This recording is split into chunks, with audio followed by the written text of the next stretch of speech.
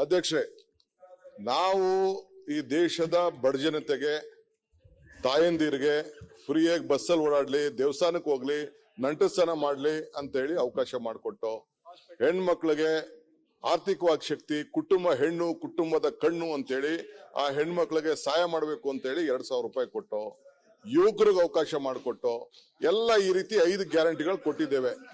ಅವ್ರಿಗೆ ಏನಾಗಿದೆ ಅಂದ್ರೆ ನಾವೆಲ್ಲರೂ ಏನಾರು ಮಾಡಿ ಎದುರಿಸೋಣ ಅಂತ ಪ್ರಯತ್ನ ಪಟ್ರು.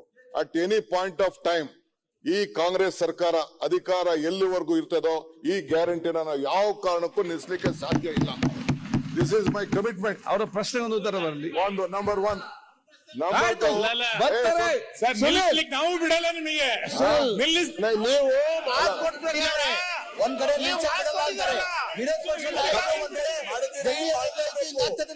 ಕಮಿಟ್ಮೆಂಟ್ ಮಾಡಿದ್ದೀರಿ, ಮಾಡಲೇಬೇಕು. ಸ್ವಾಗತ. ಉತ್ತರ ಬರ್ಲಿ ಮಾರ.